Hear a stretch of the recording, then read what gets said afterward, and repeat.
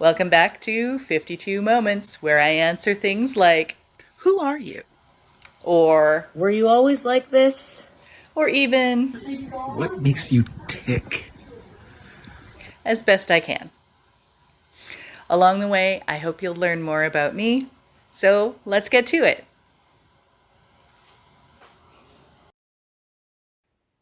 Today's episode is simply titled 1977. I've recently been looking through my LP collection, and it occurred to me that 1977 was an absolute watershed for me as far as pop culture goes. It really had a distinct imprint on my life, and it never really went away. And I'm going to show you why through some of my LPs. So, the first thing that 1977 brought into my life was Star Wars. The OG, Episode 4, A New Hope, as it's now known. But back in the day, it was just Star Wars. If you said Star Wars, everyone knew what you meant. And I still love Star Wars, as you can tell. It's harder for me now. I've gotten a little bit bored as Disney has sort of taken over and just shot off in every direction. But the core story is still fills my head with quotes all the time. And it's just always there with me. In 1977 on television, I was watching the Hardy Boys mysteries. I think the next year they added Nancy Drew. But the original Hardy Boys were Shaun Cassidy and Parker Stevenson. And boy, did I have a thing for Shaun Cassidy. Here he is in all of his tiger beat glory with that gorgeous feathered hair and those big eyes. And in 77, he put out this album, which has Da Do Ron Ron and a bunch of other sort of girl group Motown classics that he covered. I don't know who made that call, but it works. He also put out this album, which had a few new and original songs on it, as well as covers. Those were both in 77. And then he followed those in 78, 79, and 1980. This one has a David Bowie cover on it, believe it or not. Honestly, most people don't know anything past maybe the first one or two albums of these. I was a super fan. Somewhere I also have his greatest hits on CD. And I have an 8-track of this first album, even though I've never owned an 8-track player.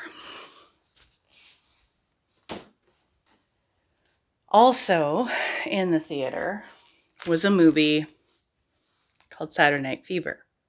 I did not see this at age 8. I did not see this until I was much, much older. And boy, was I shocked. It was not the movie I expected.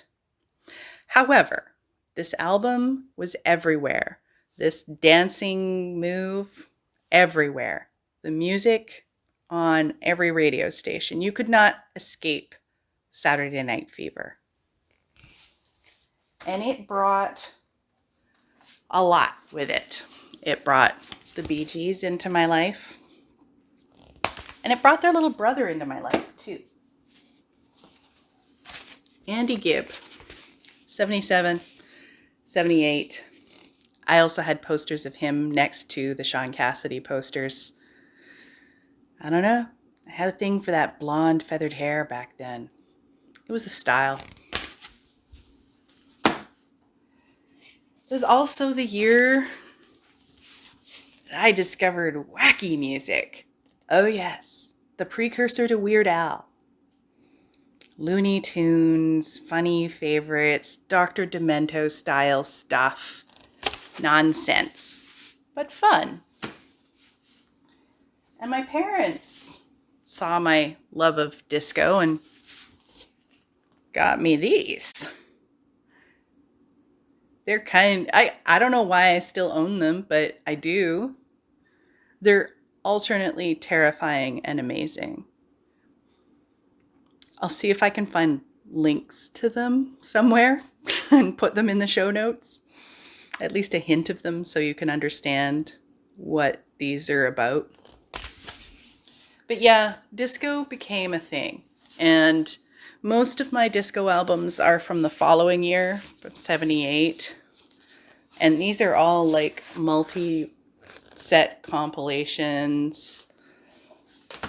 I have so many. This was the one I played endlessly. Like, I probably know the track listings off by heart on this one. And I had my favorites. You know, and so disco was just everywhere. And I loved it. And that really led into my love of synth pop and dance music that has never gone away. I have sort of followed that path rather than rock. Like, disco was what I loved. And this kind of pop culture, cheese, all of this, like, has really formed who I am. There was also, like, variety shows were a big thing in that era. The Donnie and Marie Osmond show was on regularly, and I watched the hell out of that. So yeah, that year really impacted me and still does. So now you know another thing about me, and I hope you'll come back again and learn more. Bye.